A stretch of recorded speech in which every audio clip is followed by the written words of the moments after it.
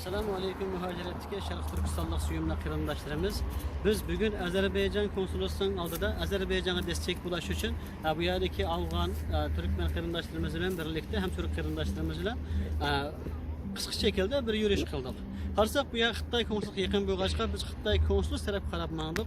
Amma lekin ruxsat bo'lmag'achqa Türk saqchilar ruxsat qilmadi. Shu sababdan biz bu yerda Xitay konsolosluğu oldida söz qilamadik. Shunda bo'lsa-mu, bütün muhaciret qarindoshlarga azroq yurak so'zimni qilib olaman. Biz asa tajovuzchi Xitoy kafirlarining konsolosluğunun oldida buni ikki kalimani so'zlamoqchi edik. Birinchidan, ey tajovuzchi kommunist Xitoy kafirlari, ey meynetçi kafir, vatanimiz Sharq Turkistonda yo'qol. Vatanimiz Sharq Turkiston abadi abad Müslüman Türk Uygurlarning yurtidir. Bu yurt senin bir g'arish yerisining haqqini yo'qdir. 70 yıldan beri bunu yegeni soyğının yetib eşib qoladi. Endi sen tajovuzchi kafirningki nerede tug'ilgan bo'lsang, nerede cho'ng'ilgan bo'lsang, ajdoding nelik bo'lsa ana shu yerda yashaydigan vaqting. Vatanimiz Sharq Turkistondan chiqib, vatanimiz Sharq Turkiston zulmni to'xtat, ammo qilmaydi ekansan. Bugun inshaalloh sen xuddi tankalar bilan, mashinalar bilan kelib bizningki shu yerda qarindoshlarimizni shehid qilib vatanimiz Sharq Turkiston tuprog'ida Rostov yordamini besib olgan bo'lsang, endi biz inshaalloh ana shu qurol bilan berib, Allohning sharti bilan biz sen kafirlarning bütün jaddi jamoatini vatanimiz Sharq Turkistondan qo'g'lab chiqarib, vatanimiz Sharq Turkistonni pokislab, vatanimiz Sharq Turkistonni mustaqil qilamiz. Chiroyli ketsan ketding, ketmasang inshaalloh jonimiz bilan, hayotimiz bilan bütün Sharq Turkistonliklar ayol bo'lsin, er bo'lsin, sen kafirga qarshi amaliy harakat qilib, vatanimiz Sharq Turkistondan chiqarib tashlaymiz. Demekçi de qarindoshlar. Onun ahirinde sak gap olib ketdi. Mana men mush yurak so'zimni, ichimga patmagan bu yurak ajinlarimni mana mush yerda turib, muhaciret qarindoshlarimga mana shu konsolosluğun og'isini turib bo'lsa-mu, sizlarga so'zlab o'taman. Alloh muborak subhanahu va taolo bizga birlik barobarlik ato qilsin. Bütün Sharq Turkistonlikni birlikte, ana şu vatanimiz Sharq Turkistonda tun gündün bugüngacha 70 yıldan bir şehit olgan bütün qarindoshlarımızdan intiqomini ag'ali Alloh sizlarga bizga nasib qilsin. Herkes bu davani vatanimiz Sharq Turkistonning mustaqilligini avlodlarimizga miros qoldirib qo'ymaydi qarindoshlar. Ajdodlarimizning bizga qilgani yetib eşib qoladi. Biz shuning uchun vatanimiz Sharq Turkistonni mustaqil qilishimiz kerak.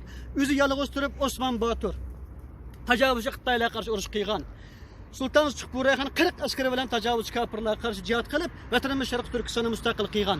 Ana shu Qaraxonli ordusini qurgan, Uyg'ur davlati qurilgan, ona o'xshaydigan nurg'unlashki jumhuriyatimiz qurilgan qarindoshlar. Sabit ta'minlamdek ana shu erkakmi o'zi yolg'iz bu maydonga chiqqan, Sharq Turkiston Islom Jumhuriyatini qurgan. Mana shu muhaciratda yolg'iz chiqib da'vo qilib nurg'unlagan mujodala chekkanlar bo'lgan, ammo natijani oldi qarindoshlar. Dunyoda ammaga oxiratni oldi. Dunyoda alanmay oxiratni olgandan birisi kimdi sana suyumlu qarindoshlarimiz? Yani Barat Hacı.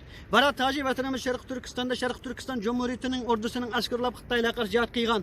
Ana shu Xitoy turimiz 20 yil yetib chiqqan. Chiqqandan keyin Xitoylar 15 yoshli qizalga zina qildirgan mana bu to'kapni chaplab, bichora Barat Hacı Qashqar shahrida yashanmay, o'zining urug' tuqqan do'st yerlarni Xitoylar ishq silib, Barat Hacı vatan Turkiyaga hijrat qilgan. Turkiyada mana mushariki munofiqlar, eti dernek boshliq bu divagallar Barat Hacıni yetim qoldirgan. Barat Hacı Turkiyada o'zi yolg'iz namoyish qilgan. Dünyadan appak sakalı bilen yaşanılan halet durup mu? Hani şu namayişini tajovuzchi Xitoylarga qarshi faoliyatni to'xtatib qo'ymagan, yolg'iz turib to'xtatib qo'ygan. Bizmi? İnşallah bunu yolg'iz başladık, ama bugün kadar Allah'a şükür etrafımızda nurg'un köplegan qarindoshlarimiz bo'ldi.